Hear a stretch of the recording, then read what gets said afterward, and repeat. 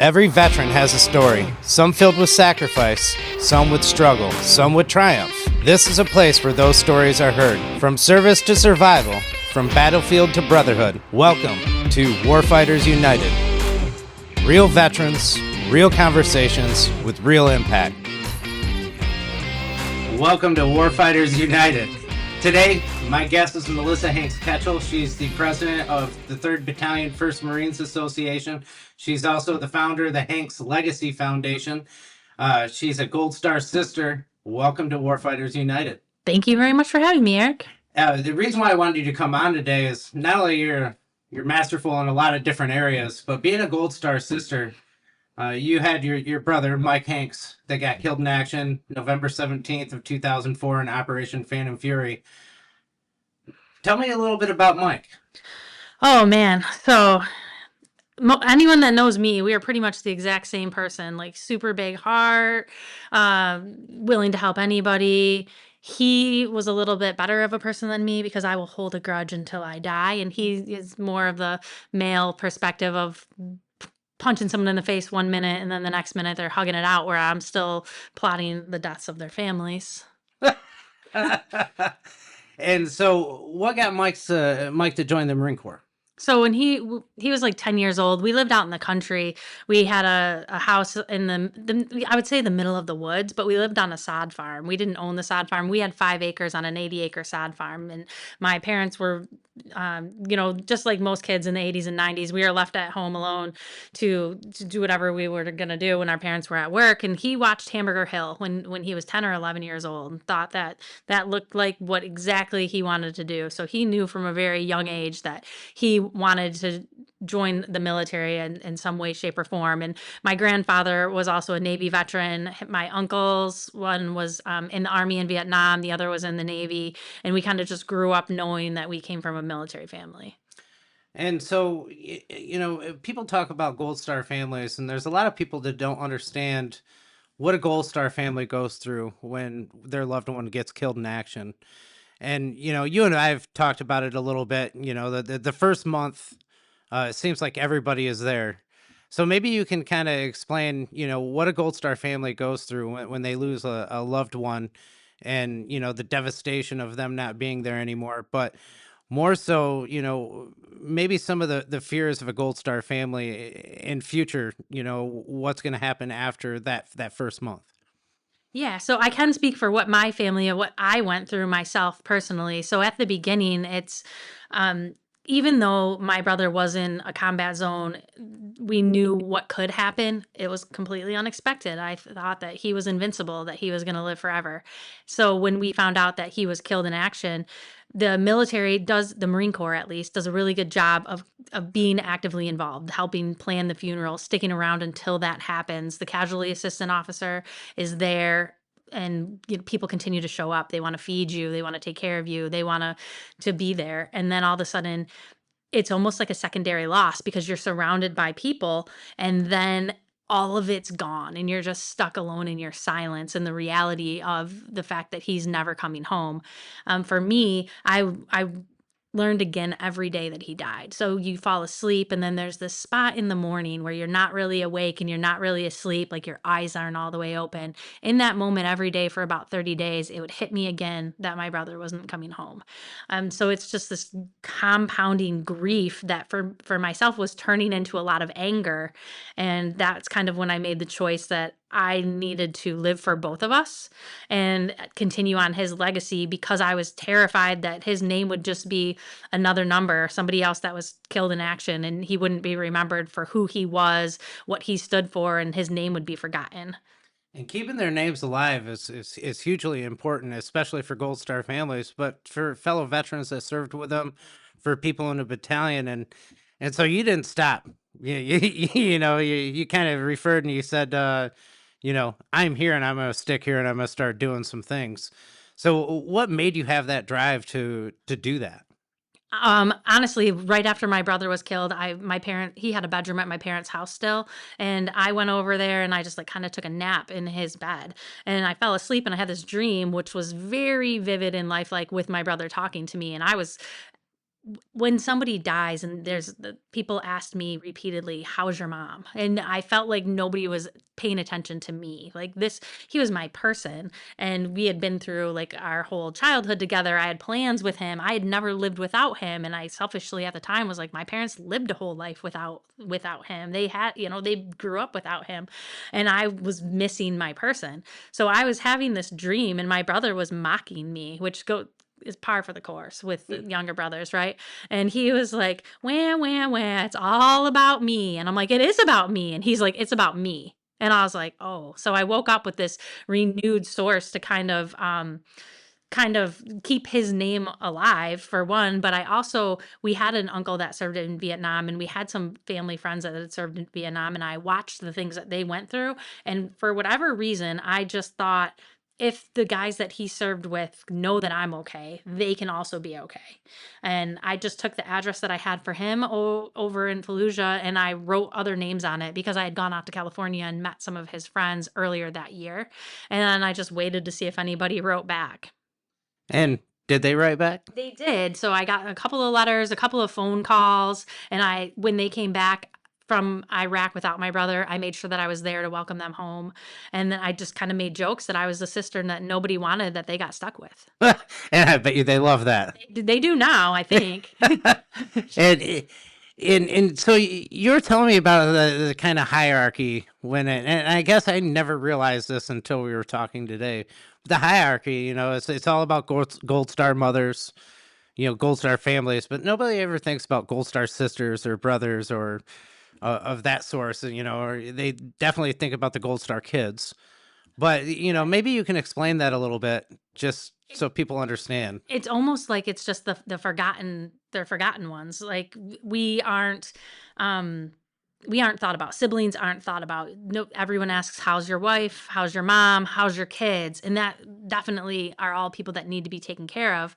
But the ones that grew up together, and I didn't have a plan for a future without my brother. We aren't nobody asks if we're okay. And then looking at like government programs to help some people, there isn't anything available for siblings. There's nothing, counseling, there just isn't. And there aren't a lot of nonprofit organizations that look at how siblings deal with the aftermath of death. And even to take it a next step further, my children have never met the version of me that existed before my brother died. And so that's just as devastating as too, because I'm sure that you feel like you've lost some things over the years when it comes to grief and feeling the anger and the frustrations. So how do you keep that memory alive with them? Well, we talk about him all the time like he's still here. I've never hid from him the fact I've never hid from them the fact that their uncle was killed in action, or that I used to have two brothers. I know a lot of times people don't want their kids to carry that burden, and I've just always made it be a part of our everyday lives. That just happened to be something that happened to him. But I still talk about the stories of the things that we did when we were kids, the way that we picked on my younger brother, the way that we kind of gave my parents some crap together. And just like this, a lot of times when people die, people are afraid to say their names. They're afraid to talk about them. And I know a lot of times when I talk to people that served with my brother before meeting me, they didn't want to contact me. They didn't want to bring up the fact that my brother was dead. And I assure you, all Gold Star family members, we understand that we have an empty seat at our table. But when we talk to people and we get to continue to tell those stories, or I can tell them to my kids, it reminds me that he lived. Yeah, and you took it a step further. So you're the president of Third Battalion, First Marines Association, and you bring up a point earlier as well about our Vietnam veterans. Everybody's focused on Iraq and Afghanistan, and maybe the Persian Gulf. But when you think about our Vietnam vets, you mentioned something about our Star families that were also a part of the same units who served and lost loved ones.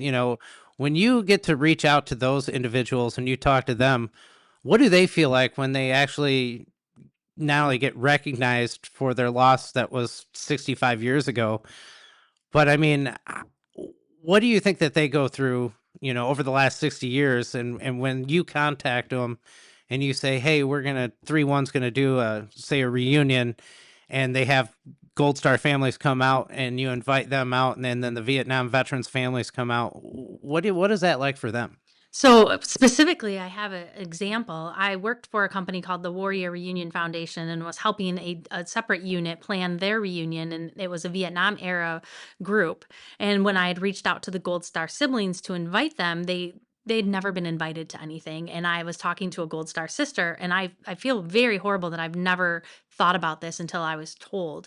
She said that the way the Vietnam veterans were treated when they came home, and we all know the horrible things that they went through, the family members of the fallen were treated just as horribly by our nation. The people were telling them that their loved ones deserved to die, and they kind of had to put that person, like where I talk about my brother all the time, they didn't have that opportunity. They This particular family I spoke to, their father said, like, basically that person never existed. Her brother never existed. They put his uniform in a box in a back room, and anything that his belongings, packed it up in a trunk, and that was it. That was the end of it, because of the way our country was treating the families of the fallen. So years later, to be invited and embraced to come out to a reunion and have time to spend with the ones that their loved ones served with, and just have an opportunity to hear stories about their brother, was just almost like a weight that they had carried all those years. The guilt that they had carried all those years was able to be lifted, just being invited and being included and being able to speak their brother's name again.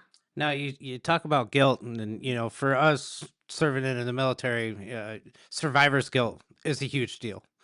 And you were talking about how, reaching out to guys that served with Mike, or, other people. What would you tell a veteran that has lost their, comrade on the right and the left, or, their their military buddies, who are thinking, I would never call their families and talk about it with them? Like, what would you tell them? Because I think we have a misconstrued understanding of that portion of it, because we think that I shouldn't be here, I should have been in that place, or it's always this guy in this vehicle, and they switch one last minute right before you go on an op, and then that vehicle gets hit and that guy gets killed, and so they hold a heavy heart. But the kind of the way you're explaining it, it could be beneficial as well. Yeah, absolutely. I've seen so much healing happen for both the Gold Star families as well as the service members when they embrace those relationships. Because I have a version of my brother that existed for me, and then there's the version of him that existed in the military. And being able to share those kind of stories and seeing where they overlap is very healing. And what I would tell those in the military that are afraid to reach out to the Gold Star families, or the veterans that are afraid to reach out, um, number 1, first and foremost, I wouldn't trade my brother's life for anyone's life. It's a gamble, and everyone signed up for the same thing. You are the same as him, the same as anybody. Everyone knew what could happen, and it was just somebody draw the short straw that day, right? And then I would never um trade one person for another. That, and when people talk about my brother with me, when you call me and tell me stories about my brother, that reminds me not that he died. I know he died. It reminds me that he lived. And that's what I want to talk about. That's what I want to remember, is how he actually lived. I tell you what, that's definitely a different way to think about it, and I think a lot of veterans could have a lot of healing within themselves if they were to make that phone call, or they were to reach out, and that's kind of what the Hanks Legacy Foundation does, right? Yeah, absolutely. We have a couple of different avenues that we do in the organization, but one of the things that we have really concentrated on is Mission Hanks. And Hanks in this case stands for Honoring All Next of Kin and Survivors.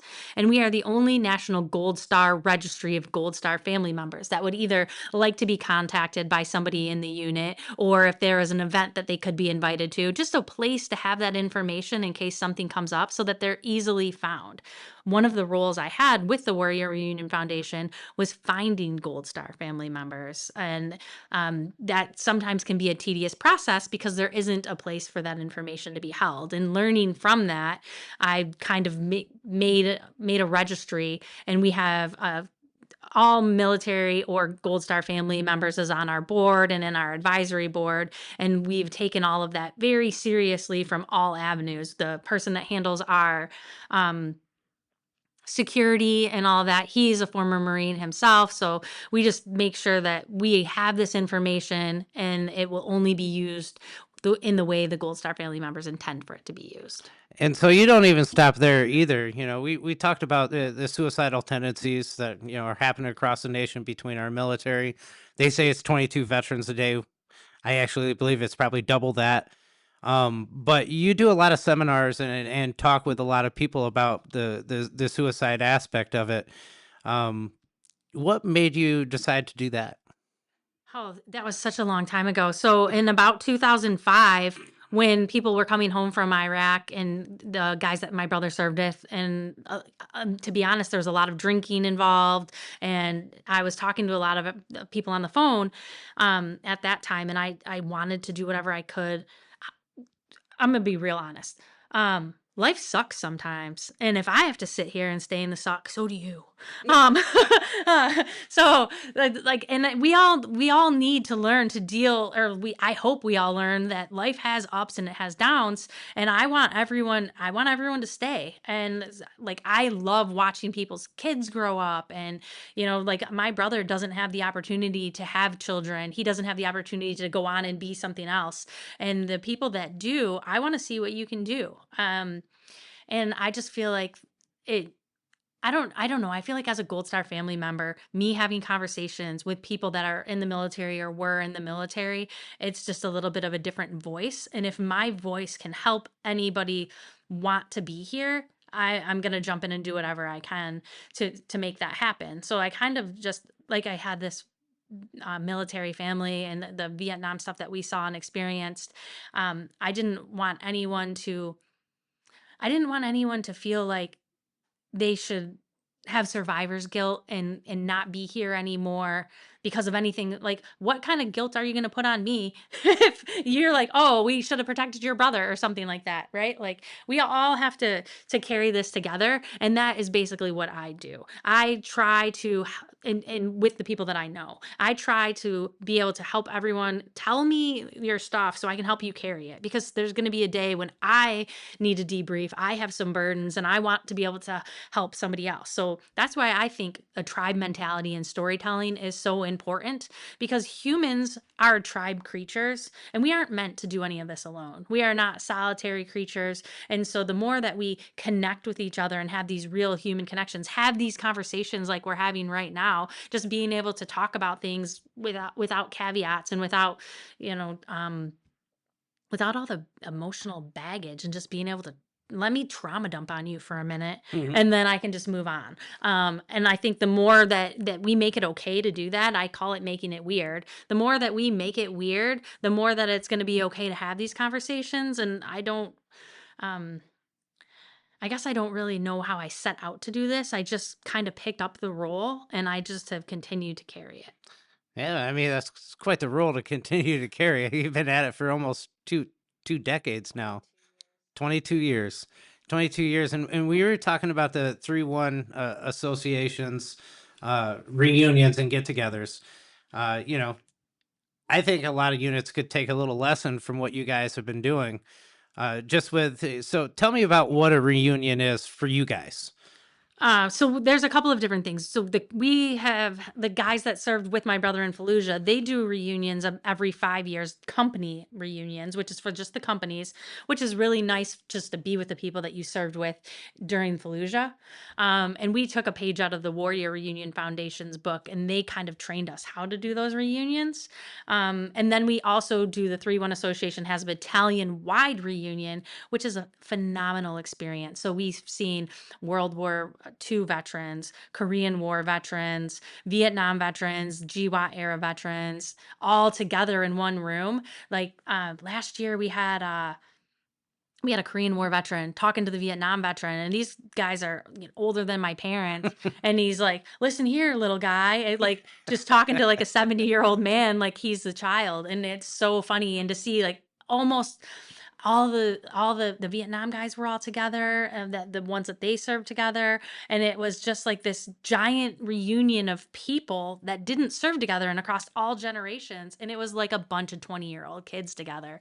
And watching the way the active duty now look up to those that have served before, and just seeing that connection through the generations is phenomenal to witness. Yeah, once a Marine, always a Marine, and the Marine brotherhood and family is probably the smallest branches of the military, but there's nothing that's ever as close as the guys you serve with. And so you guys actually do something else as well. I mean, you were telling me about like yoga, and you guys put on PTSD trainings and stuff. And I've been to quite a few reunions, but I've never heard of the reunions doing that. Tell me about that kind of stuff. Yeah, so Where did that come from? that is actually the Semper Fi Fund. When they do reunions and they're funding the reunions, they've put a lot of thought into what goes into the reunions and how it may have an emotional toll on people. So they have the talking about the PTSD with the veterans, and then they have some other counseling services available for the Gold Star families in a separate location. And I really appreciate how well thought out that is. And a lot of times it's terrifying. It's intimidating to go to these reunions. Maybe you haven't seen these people that you served with in 20 years. Maybe you're afraid of who you became, or this expectations of who you thought you were going to become. And then you kind of have to face that with people that you were, from what I was told, obviously I didn't serve, but I like, you're the best version of yourself with your brothers, and then you come back to see who you are now, and there's a lot of stress involved with that, right? And then for the Gold Star family members, it's intimidating as hell to walk into these rooms. Like, I didn't serve. I for a long time thought I don't belong here. I didn't earn a seat at this table, and I felt like an outsider looking in. And it took a long time for me to feel like I belonged in the rooms where my brother bought my seat at a table with his blood. Because if I wasn't a Gold Star sibling, I wouldn't be invited into these rooms. And that's a lot of guilt to carry as well. Um, all of my best friends, all of the people that I love the most outside of my immediate family are all people I probably wouldn't know if my brother was still here. And that's a burden to to carry as well. And then when I think about all of the stress going into that, like, what are they going to think of me? And I know that there's similar stress for the veterans coming into, what are these Gold Star family members going to think? Was I worthy of their loved one's sacrifice, is a term that I've heard before. So I definitely love that there are the avenues in place in case somebody does need a little bit of extra help. The counseling is there, talking about people like myself having a talk and saying, hey, just so you know, I feel this too. Like, there's a lot of stress here, and it's not just the veterans. It's Oh, also, it's everybody. It's yes. everybody. Of course, you hit on something that I like that you hit on is that a lot of veterans are kind of afraid to go out because of the best version of themselves, or they feel like they didn't succeed as much as maybe some of the others did. But they need to learn that it's not about that. It's about making yourself better and making you feel whole. So if you're going through issues still now, even 20 years later, of what happened overseas or whatever, they're getting back with your friends for a weekend, or a few days, talking with them, how much healing could happen from that, right? No, absolutely. And again, I lean back on the storytelling, because I've seen this over and over and over. You will have a version of what you believe happened in your head. Somebody else that was there has a different version. Another third person has a different version. And maybe that version is a little bit heavy to carry for you. And then when you get together and three people are talking, and you can kind of make a story of what really did happen, or as close as can be, and that takes this weight off of somebody. That's phenomenal to see as well, just to see how storytelling can help people heal or give it a different version. Right, and you bring your daughter with you a lot of different places. She gets to meet a lot of Marines and a lot of people from 3-1 and all over the country, and it kind of opens up their world as well, right? Yeah, no, she's been my plus one since day one. So she's always come to all the military functions with me. So I was very surprised when my daughter, who's actively involved in helping with the 3-1 Association, she's on the board of the Michael Wayne Hanks Legacy Foundation, and then she decided she was going to go National Guard. That was wild. And then she went artillery, despite all of us I don't know telling who her. would ever want to do that. Ah, My goodness, no. So and she loves it. She just was like, we were like, okay, you should, maybe look into this. And she's like, no, I just really want to get my hands dirty. Like, of course you do. Of course. Like mother, like daughter, Yeah, right? no, absolutely. She and her as an adult, she picked a godfather. Her godfather is the sergeant major that served with my brother in Fallujah. So a lot of people think of um, Sergeant Major Ed Sachs as this like Hmm. super tough guy, and he 100% is, except when it comes to Micaiah. So and he is an amazing father. He has 3 sons. Then he has Micaiah. So it's just very cool for myself and the veterans to see those two together.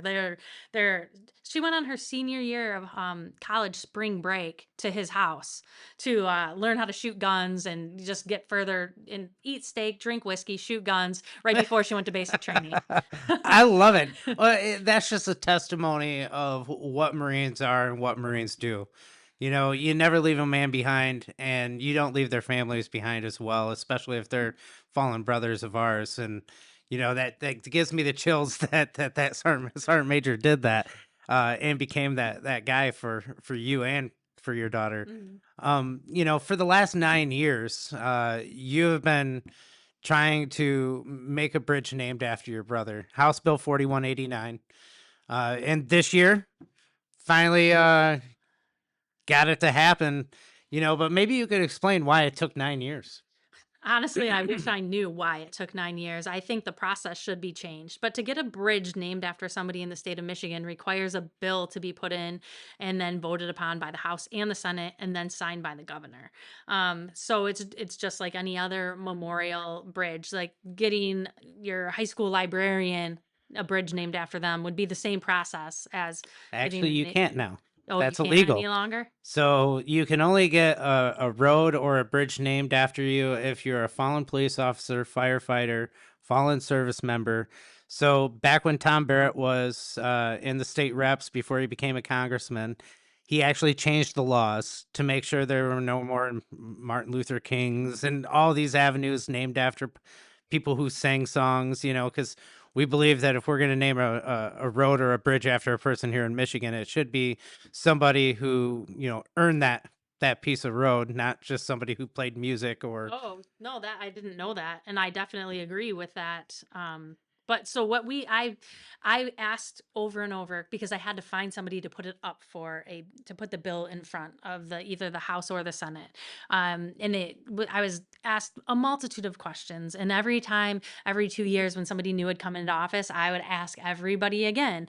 And I was told over and over that they were going to look at it. It was sitting on a desk. It would be reviewed, and no one ever put the bill up for a vote until Jason Wolford came into office as a Republican, happened to be a Marine veteran from the county that we live in. So that was one of the first things he did when he came into office as a fellow Marine was put that up to have the overpass bridge in the town we grew up in Fowlerville, Michigan. I mean, you would have thought I was trying to name the Mackinac Bridge after him. Just this overpass in the tiny town of Fowlerville, Michigan on I-96, which is a significant bridge to us, just because it was the bridge that meant home to us, right? Like you would come home, that's the bridge, that's where you get off The exit. the exit, yeah.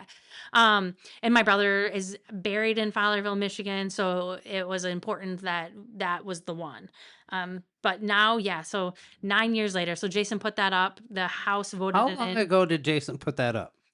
He put that up June, I believe, maybe May of 2025. May of 2025, and I was astounded when I had learned with my new position at the VFW that was one of our major legislative hurdles or battles to fight for. But when I started connecting the dots with you and Brendan, 3-1, Fallujah, Third Delhi, our Charlie company was there. And I started connecting the dots, and I was thinking to myself, why is anybody fighting this? Like, this should be a no-brainer. And Agreed. for any family that has a brother or a father or a mother or somebody who was killed in action, and they say, hey, I want to get this bridge or this road named after him. Like, I can't believe there's that many hurdles for Gold Star families to fall through, because for me, it not only gives your brother respect, but everybody who passes that, they'll see his name on that bridge. They might not know who he is, but it helps keep his memory alive. And for the people who live in Fowlerville, um, when they see that and they did know your brother, that keeps his memory alive, which also helps out with our Gold Star families. The worst fear of a Gold Star family in my mind is that their loss is forgotten, Right.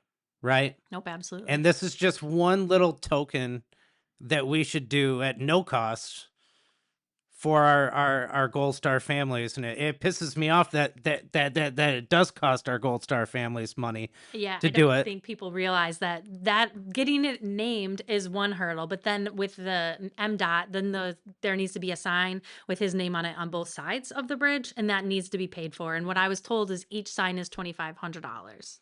$2,500, like, it makes my blood boil that the state thinks that Gold Star families should pay for that. Like, I think they need to re-advise that bill and make sure that MDOT or the state of Michigan, they died for our state, they died for our citizens, they died for our families. Right, and Why would we charge them to put their name somewhere to make sure they're always remembered and never forgotten? no, I definitely agree with you, and but I'm happy to pay for it to see his name there and just know that after I'm gone, that bridge has continued to be named after him, and he won't be forgotten. I've seen other Gold Star families have gone through similar hurdles as me, as and there's like if you're let's say I was like younger when this happened. I was 25 when my brother died. But if you're 45 and your husband dies, or you're 65 and your child dies, by this if you wait this 9 years, like, I'm tired. Like, I will tell you, I'm tired. Um, so I can see a lot of people giving up and not seeing something go to fruition because there are so many hurdles to jump, which shouldn't be the case at all. And if anyone is listening to this needs help, I will fight for you because I have gotten a lot of backlash. Like, why does your brother deserve this when other families aren't getting it? And my answer is everyone that was killed in action deserves to see their name up, like, where their family finds it. Mhm. But why my brother? Because he had me. And I will fight with every family and continue. As tired as I am, I will wake up every day and do it again because I think it's important. I think it's very important, and I admire your strength, over the last 9 years and over the last couple of decades, and just fighting for these, not only veterans but 3-1 for Marines, and making sure that this is never forgotten and that it will be remembered. And so finally, you got to pass through the House, then it went to the Senate, and then it stalled. Yeah, I went to the House, and then I went to the Veterans Affairs Committee, Hmm. and then it had to be voted in by them. Then it went to the Senate, and that's where it sat because the last I was told they needed to give it a look. So that the Senate Majority Leader that she needed to give it a look to see if they would have any support. And so how many times over that, while it was just sitting there, how many times did you have to call the Senate Majority Leader Brinks to talk about this, to say, hey, what's going on with this? I was in regular contact with her office via email, but I only talked to her once because I was told everybody thinks their memorial bill is important. And and that also makes my blood boil, I'm not gonna lie. Like I said, I think that this should be a no-brainer. As soon as she should have had it, it should have been put up for a vote. And even when it was starting to go up for a vote, what did they tell you? Yeah, right before it went up to vote, they said, "We don't know when it's going to come to a vote, but we're going Well, to look into it." no, she said to me that she needed to. I asked, what is keeping it from being put up for a vote? And she said, I have to give it another look to see if it gets enough support. And I was like, I promise you, it has enough support. I have letters from nearly every senator in the state of Michigan saying that if it gets put up for a vote, they would vote for it because I don't want to take credit for this. Jason did put the bill up for a vote, but Hmm. the VFW, numerous citizens, people we went to high school with, friends of my family, people I met from race across America, all over the country, Gold Star mothers, were all emailing a lot of the senators in the state of Michigan trying to help us make this happen. So a buddy of mine who served in the Army, his name's Courtney, he went to talk to the House on my behalf. He lives in Grand Rapids area. So Senate Majority Leader Brinks is his senator. Hmm. He was actively involved in showing up at places to bring this bill up in front of people again and again and again. So there should have been zero question on if it was something that was going to have support for two reasons. Number one, it was a Marine killed in action. Number two, the amount of people and phone calls and emails that were being received. And so now, there's a clock on this bill, right? Once it reached the governor's desk, you have 14 days, or she has 14 days to either veto it or do nothing with it or sign it, Correct. right? And so it's been there for a week, Yep, that was a week yesterday. right? And so if it doesn't get signed this week, it automatically, and she doesn't veto it, automatically goes into law, which will allow you to order the signs and get that overpass named after him. But I'm starting to wonder why it's taking the governor a week to sign this bill. I mean, it's a no-brainer. It was throughout the Senate, nobody voted no on it. They all voted yes. It was unanimous. So what do you think is the problem with them getting that bill signed? Do you want to know what the most disposable resource we has as a country is? What? American Marines and soldiers. Nobody cares about dead Marines. Well, that makes my blood boil as well. Well, I mean, we care about. we do, I do, but from a government standpoint, that is our most disposable asset. And it is disgusting. It is. It is. And that's something that needs to change, right? And, you don't stop there. You also, on a lighter note, do a lot with VA home loans, veteran loans, and all of that kind of good stuff. And so, getting off that topic and moving to another one, because that was kind of deep.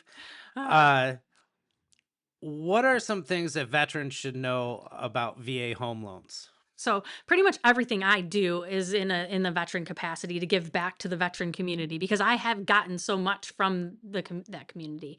So I like to teach everyone about the VA home loan. I work for a company, Continuing Mission Mortgage out of Grand Rapids, Michigan. We specialize in VA home loans and we specialize in educating people about VA home loans. So what a lot of times the number one thing we run into that people don't understand about the VA home loan is that it is not a one-time use benefit. It can be used multiple times over and over and over, depending on your entitlement.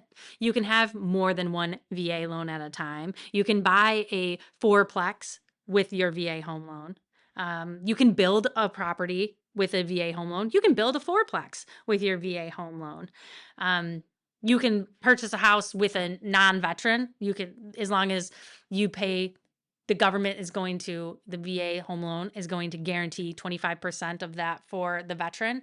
And then the non-veteran can still purchase a home with a veteran. They just need to put a down payment down of 12, roughly. The math is not exactly equal, but just for time, 12.5% down Mm-hmm. to cover their portion of it. There's so many things you can do with a VA home loan. And it's not your grandfather's VA loan. Like people used to talk about it took forever. It's not. It's almost equal to its conventional loan counterpart as far as time to get a VA loan closed. We do it in about 12.4 days at the company I work for. There's not a VA inspection. There's an appraisal. They just want to make sure the home is safe, sanitary, structurally sound. It's an earned benefit is what I really want people to know. It is not a loan option. It is a benefit earned by your service to our country. And what really struck me as odd is I didn't know that only about 22% of veterans use the VA home loan. There's 78% of veterans that either have never used it or never even knew that they could use it. Yeah, and National Guard members, I know that they have been told that they don't qualify for the VA home loan. You do. It's a little bit different than with your active duty. It's 6 years of credible service. Mm-hmm. So you have to have 50 points per year. So just going to a couple drills. We want to make sure you're doing your service while you're there. But National Guard members, reserve members, you're also eligible to use the VA home loan. And so, we were talking earlier also about how people can use. You're talking about you never really own a home to live there for 60 years, and you're always using some of the money to put in a CD or this or that. So when So I made the example of my house is worth 300,000. I own 120, and I have another Marine that's always trying to get me to use my equity to make money on the other side. And so I don't think a lot of people understand that they can use their equity to make money. And you were talking about putting it into the CD. So if you're 3.5% interest rate, you could put that extra equity into a CD and make that interest rate back, if not more. Right. No, that's what I kind of like. I'm not an expert in that type of thing. Definitely talk to a financial planner. But I was saying, like, if you were going to have it sit someplace, why would you want the bank to be making the interest on the money? The bank that you're paying the interest to. Why wouldn't you want to make money on your own? Why wouldn't you want to make money on your own money? I guess. Yeah, Right. Because right. everyone throws the term around of equity, and until you're using it, it's just imaginary money. Okay. Right. Like you're like, oh, I have $200,000 worth of equity in my house. Cool. What does that do for you? If you're not using the money to help you build your wealth, Mhm. or if you're of the mindset like I just want my house to be paid off so I don't have to worry about that, then that's amazing. Just pay your house off and that's what's best for your goals. But there are things you can do with that equity and it doesn't have to be like a VA cash out refinance. You can keep your low interest rate because Mhm. you told me you had a lower interest rate. Yeah. Keep that, do a home equity line of credit, and you can do things with that money as well. Or pay off your house and feel better about it. Like there's a lot of options. And if you don't know to ask the right questions or if you don't have a financial advisor, I recommend everybody talk to a financial advisor, find somebody who'll give you a free consultation and see if that's something that works for you. And everybody has a different financial plan. So where do you see yourself going in the future? Oh, that's a I very mean, loaded question. you have so many different organizations that you deal with. You have so many different boards you're on. I mean, when are you gonna take a break? Oh, that's when I die. Yeah. No, I was talking recently. I'm in a group I'm in a leadership group with a lot of like high functioning people, right? Like, and they're talking about self care. Like, what do you do for self care? And I'm like, it's got to be what makes you happy. Because someone else's idea of self care might be like, oh, I'm going to take a nap. I'm going to do a bubble bath. And that like makes me start to shake. Like, I have no time for that. I like moving and doing. And I love the fact that I live in California and I know I live in California. I love the fact that I live in California. I work East Coast hours. So I work from 5 in the morning until 1 or 2.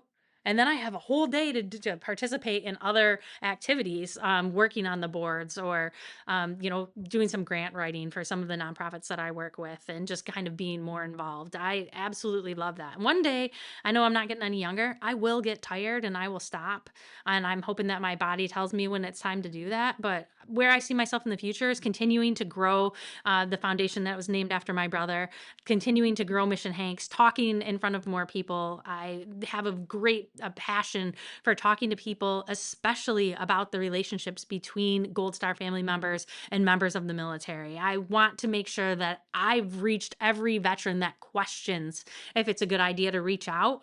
And if somebody out there is questioning if they should reach out, contact me. I, as a Gold Star family member, would happily reach out to the Gold Star family members of the unit that you served with and kind of see if they want to further that conversation. I will do the hard work. I like that is what I want to do. And so if they were looking up Mission Hank's Legacy Foundation, right? And they want to reach out and contact you, do you just go to missionhankslegacyfoundation.org or So there's two separate foundations. It's the Michael Wayne Hanks Legacy Foundation, okay. and then a division of that is Mission Hanks. So it's mwhlegacy.org, and there's a contact me section on there. Or I'm really easy to find on the internet. Google my name, the Melissa Hanks Ketchel, and you can find me all over social media. You probably pay for the spam calling to stop because I know I probably get 30 of those a day just because my name's on the internet somewhere. Yeah, well, I answer all the calls because it could be a veteran who has a question about their VA home loan, and I want to make sure that I'm answering those questions. So if anyone has any questions about that, I have a team of people that would be happy to help answer all of those questions, whether we're licensed in the state that they're trying to build a house in or trying to buy a house in or not. Is definitely one of my passions is making sure that veterans and military members know how to use their earned benefit. And so, is there anything else that Mission Hanks or the Legacy Foundation does that we haven't hit on? And I think everything we kind of are working towards, we are actively involved in helping other veteran service organizations. So stepping in where we can or partnering. We've done, like we did, what did we do last year? We did like a luncheon and paid for veterans lunches a couple of times. We sent care packages to deployed troops. Hmm. We really want to focus on these Gold Star reunions. And I call them Gold Star reunions because I want the Gold Star family members to have the opportunity to meet with the people that served with their loved ones. It's just it has changed my life.